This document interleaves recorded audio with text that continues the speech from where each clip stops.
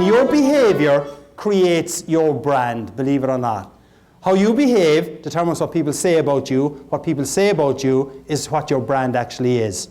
But let's go back to Officer Schmidt for a second, and I want to give you an example of behavior here. After that incident with Officer Schmidt where he gave me the $75 ticket, I went home to my darling wife of so many years looking for sympathy. Did I get it? No. See, you women are all the same. So I'm sitting there at the kitchen table looking for sympathy and saying to my wife, well, do you know how many pints of Guinness I could get tomorrow for $75? Nothing. This is after 22 years of happy marriage. Now we've been married 29. But after a couple of minutes, my wife comes over and she puts a piece of paper down on the kitchen table and she said, I gave you that insurance certificate about 4 weeks ago. I knew you wouldn't put it in the car. I looked up at her and I said, so it's your fault.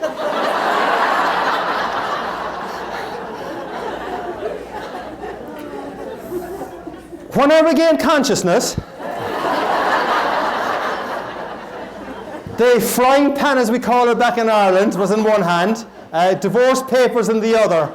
But she didn't actually go through with the divorce proceedings though. But to this day though, and you men in the audience I know will be able to help me on this, I cannot convince my wife that it was her behaviour that was at fault. So if the men in the audience ever meet my darling wife, just kind of try and win my side of the argument for me. But that's obviously a goofball example about behaviour though. But your behaviour, as part of the gift of gab, goals, attitudes, behaviour, creates your brand. There's one simple little thing that I suggest to people that will help you to create an even better brand experience and brand behaviour for the people that you work with. Each of you, I think, has got a program in front of you. Before you leave today, I'd like you to write down 3 words on that program. And maybe on a piece of paper, roughly the size of a credit card, write the 3 words down.